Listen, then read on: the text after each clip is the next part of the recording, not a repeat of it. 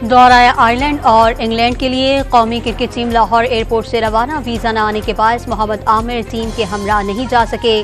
Visa ملنے پر دستیاب flight سے آئرلینڈ روانہ ہو جائیں گے۔ شاداب خان اور حسن علی انگلینڈ سے آئرلینڈ میں قومی ٹیم جوائن کریں گے۔ پاکستان اور آئرلینڈ کے درمیان T20 میچز کی سیریز کھیلی جائے گی۔ پاکستان ٹیم کے کپتان بابر اعظم نے ورلڈ کپ جیتنا اولین ہدف قرار دے دیا۔ حسن علی کو اکیلے نہیں 7 لوگوں نے منتخب کیا۔ سلیکشن میں کسی کے ساتھ زیادتی کا تاثر مسترد کر دیا۔ رنگا رنگ تقریب میں T20 ورلڈ کپ کے لیے کٹ کی رونمائی۔ کپتان بابر اعظم سمیت کھلاڑیوں کا چیئرمین PCB کے ہمراہ فوٹو سیشن۔ کراچی میں میٹرک کے امتحانات کا آغاز آج سے ہوگا۔ 3.5 لاکھ سے زائد امیدوار شرکت کریں گے۔ امتحانی مرکز پر موبائل فون لانے پر پابندی۔ رہ جانے والے طلبہ و طالبات کو امتحانی فارم جمع کرانے کے لیے آخری موقع۔ جمعے تک امتحانی فارم، انرولمنٹ فارم، رجسٹریشن اور پرمیشن فارم جمع کرا سکتے ہیں۔ فلسطینی مزاحمتی تنظیم حماس نے غزہ میں جنگ بندی کی تجاویز قبول کر لیں۔ قطری اور مصری سازشوں کی پیشکش 42 روز کے 3 مرحلوں پر مشتمل ہوں گی۔ اسرائیلی فوج کا غزہ سے انخلا اور غزہ کی دوبارہ تعمیر اور ناکہ بندیوں کا خاتمہ اہم نکات میں شامل۔ اسرائیل کا معاہدہ قبول کرنے سے انکار، رفح پر حملہ کر دیا۔ مزید 8 فلسطینی شہید، 24 گھنٹے میں 52 فلسطینیوں نے جام شہادت نوش کیا۔ امریکہ کو حملے پر تشویش۔ چین اور فرانس نے فلسطین کو اقوام متحدہ کا مکمل رکن بنانے کے لیے حمایت کرنے کی اپیل کر دی۔ فلسطینیوں کے جائز حقوق اور 2 ریاستی حل کی بات چیت دوبارہ شروع کی جائے۔ چینی اور فرانسیسی صدور کی پریس کانفرنس۔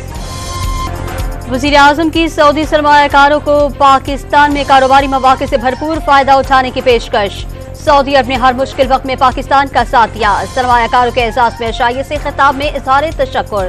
تقریب میں آرمی چیف سمیت اہم شخصیات کی بھی شرکت۔ سعودی معاون وزیر سرمایہ کاری کا 2 طرفہ تعلقات کو فروغ دینے کا عزم۔ اسلام آباد میں پاک سعودی سرمایہ کاری کانفرنس میں دوست ملک کی 30 سے 35 کمپنیوں کے نمائندوں کی شرکت۔ توانائی، ریفائنری، زراعت، انفارمیشن ٹیکنالوجی اور دیگر شعبوں میں سرمایہ کاری کی خواہش کا اظہار۔ پاکستان کو عالمی پارٹنر کے طور پر آگے بڑھتا دیکھنا چاہتے ہیں۔ سعودی نائب وزیر سرمایہ کاری ابراہیم بن یوسف کا اظہار خیال۔ سعودی ولی عہد شہزادہ محمد بن سلمان کے آئندہ ہفتے دورہ پاکستان کا امکان۔ دورے کو حتمی شکل دینے کی تیاریاں۔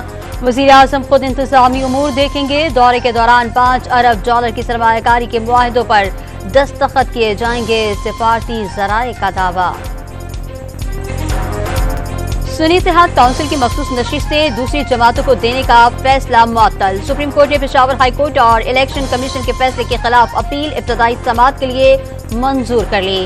وفاقی حکومت اور خواتین ارکان اسمبلی کے لارجر بینچ تشکیل دینے کی صدا مسترد۔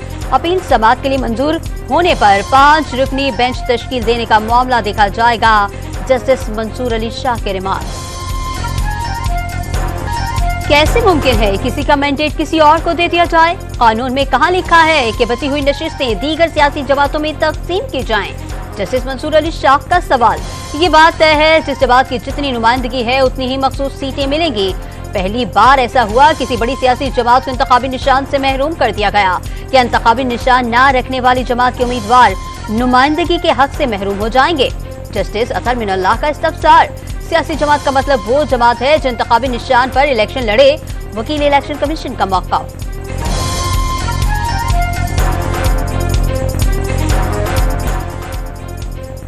سپریم کورٹ کا حکم نامہ آتے ہی تحریک انصاف کا حکومت کے 2/3 اکثریت سے محروم ہونے کا دعویٰ۔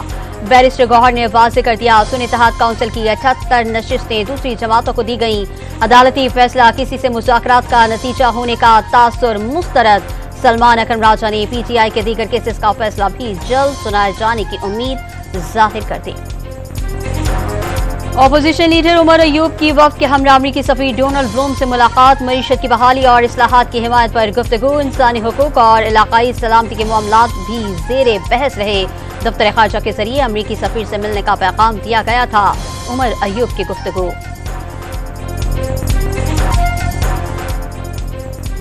فیض آباد دھرنا فیصلے پر عمل درآمد کر لیا جاتا تو 9 مئی کے واقعات نہ ہوتے۔ کمیشن نے کوئی فائنڈنگ نہیں دی۔ रिपोर्ट देखकर ताज्जुब हुआ, लगता है सिर्फ फैज हमीद को बरी करने के लिए सब कुछ किया गया। फैज हमीद ने कमीशन को बताया, दहशतगर्दों की माली मुआवनत के मामला देखना ISI की जिम्मेदारी नहीं। अगर ये उनकी जिम्मेदारी नहीं तो फिर किसकी जिम्मेदारी है? पाकिस्तान को फैजाबाद धरने से कितना नुकसान हुआ? मारो, जलाओ, घेराव करो और चले जाओ, ये क्या तरीका है? एहतजाज करने वाले नहीं, पंजाब हुकूमत जिम्मेदार है। रिपोर्ट में IG पंजाब और राना सनाउल्लाह के नाम लिख दिए गए। शायद इंक्वायरी कमीशन को उनसे कोई मसला था। चीफ जस्टिस काजी फाइज ईसा का इजहार बरहमी।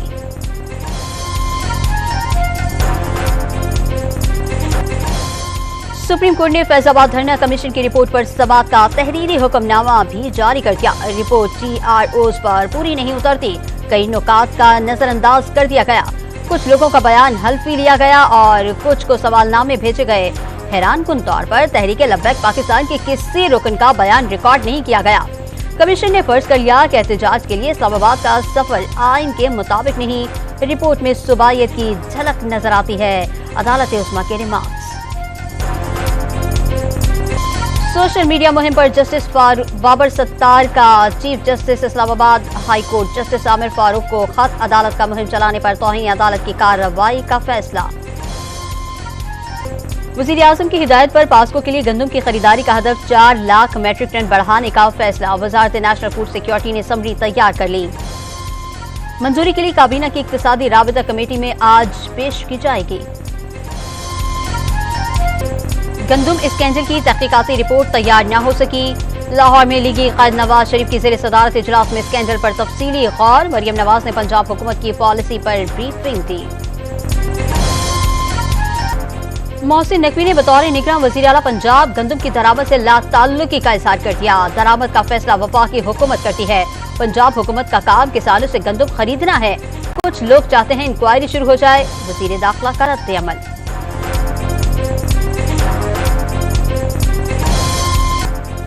चार लाख टन गंदम निगरान दौर और 9 लाख टन गंदम मौजूदा हुकूमत के दौर में दरामद हुई। साबिक निगरान वज़ीर आज़म ने दरामदी गंदम को आवाम के लिए रिलीफ करार दे दिया।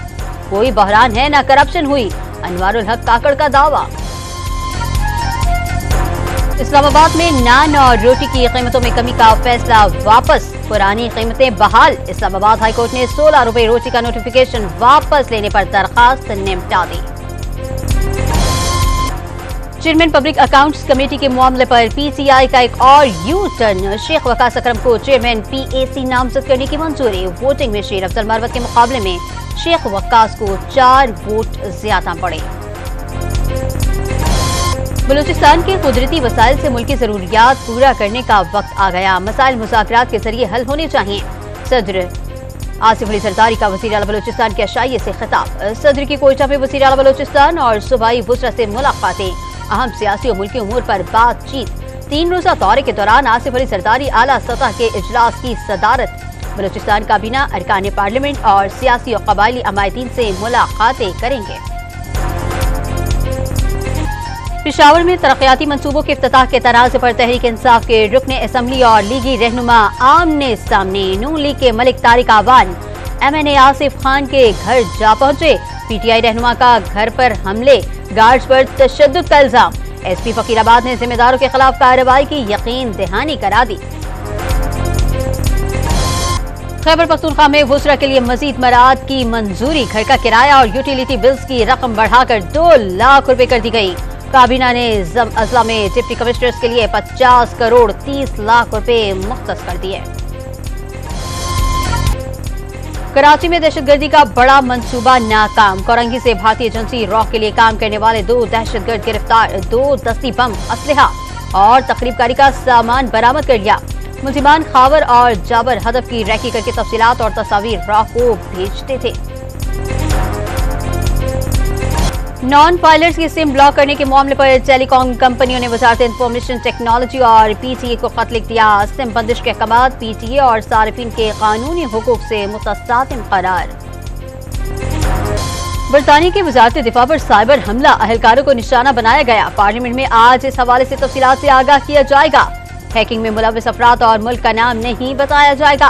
बरतानिया की वजारत दिफा को चीन ने हैक किया, बरतानवी मीडिया का दावा।